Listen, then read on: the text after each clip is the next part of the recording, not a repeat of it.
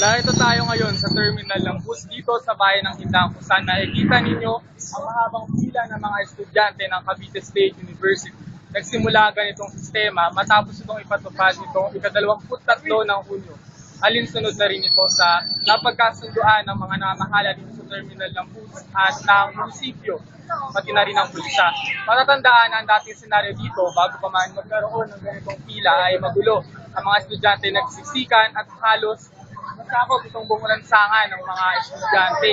Kaya naman para mas siguro ang seguridad, maayos na daloy ng trapiko, kaligtasan ng mga biyahero, ay ito nga, napagkasunduan nila na magkaroon ng ganitong pila para sa mas maayos na daloy at para mas mabilis din yung biyahe. Kasi kung tutusin din, mas mahaba yung, or hindi proportional yung bilang ng mga estudyanteng sumasakay dun sa bilang ng bus na dumadaan. Kung nararamdaman niyo na nagkaroon ng pila ngayon dito sa terminal ng bus? Okay lang dito. Mas maayos na. Hindi po ba kayo parang nahihirapan? Medyo, syempre, kailangan mag-adjust. Pero, Sang-ayon po ba kayo na magkaroon ng ganitong pila dito sa terminal ng bus? yes, dapat nga yung jeep, pati yung jeep, dapat meron pa rin. So, it's better na organize. Faster, mas organized, mas easier, convenient for us. Hindi naman po kayo nahihirapan, wala naman pong problema. Bilis yun. Bilis. Pag dito ka sa Kung iisipin, mas maganda nga yung ganitong sistema, mas mabilis yung daloy ng biyahe, hindi ka na yung gaya ng dati na nagigit-gitan, walang ladies first, ang mahalaga makauwi. Kasi nga yung mga guro, hindi na rin nabibigyan ng upuan kasi nga, kasi nagawan talaga, may mga nakatayo, at least dito, bawal yung singit, at as in talaga. At yan ang balita na halap sa aking mas pinalawak na pagbabansay. Ako si Ren Kevin Alcazar, ito ang aking Selfie Balita.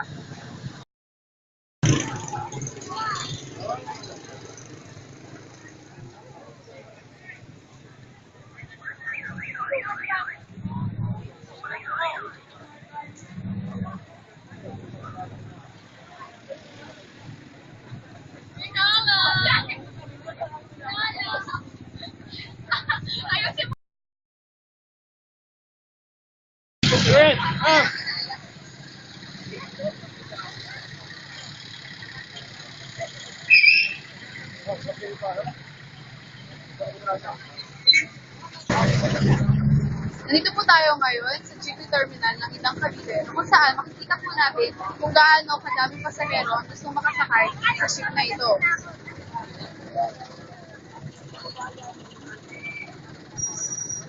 Makikita natin ang bawat estudyante, ang isang normal na individual na kung saan gustong makasakay ng jeep. Pero bakit nga ba nila nagtitiis sila dito na kahit na maraming sasakay, ay gusto pa rin nila sumakay dito?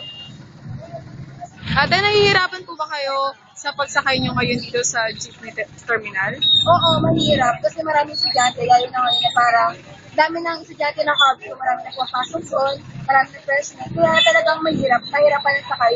So siguro mag-extend ka dito ng ilang minuto bago ka makasakay. Pero bakit po mas pinili nyo sumakay dito sa jeepney terminal kaysa sa bus terminal? Kasi kaya ako, pinili ko kasi ito lang, bagamat mahirap makasakay sa jeep, pero mabilis naman mapuno at umaalis agad yung jeep. Unlike kasi kapag sa bus, oo nga, may pila nga siya, pero matagal naman yung biyahe. Umikot pa kayo sa muna. Ito kasi yung jeep, parang diretso na siya, hindi na siya umikot muna. Kaya yung parang ini-extend ko dito na pag-iintay para makasakay ko sa jeep, parang hindi pa nakakaikot yung bus. So, pas mauunahan ko siya ng jeep. Sige po, salamat. Tanong ko lang po, nahihirapan po ba kayo sa pagsakay dito sa jeepney terminal? Opo, mahirap po talaga.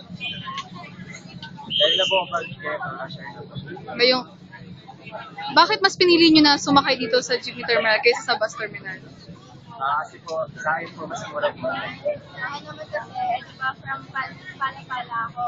So, pag sasakay ako ng bus, na-hit ako kasi siya sa 13. So, matagal pa siyang humihinto doon. Eh, nagiging kaan para makauwi ako ng maaga. Ay, makauwi ako ng gabi. Kaya mas prefer nyo po na mas sumakay dito sa jeep kaysa sa bus. Salamat po. Makikita makikita natin na malaki talaga ang pagkakaiba ng sistema ng bus terminal sa jeep terminal. Ngayon, ang tanong, may gagawin ba aksyon ng mga otoridad upang mabawasan na ang mga kaguluhan, ang mabagal na daloy ng trapiko, at ang mga sakitan na nangyayari sa mga estudyante? Ako po si Noeline Pegolio, ito ang aking selfie bike.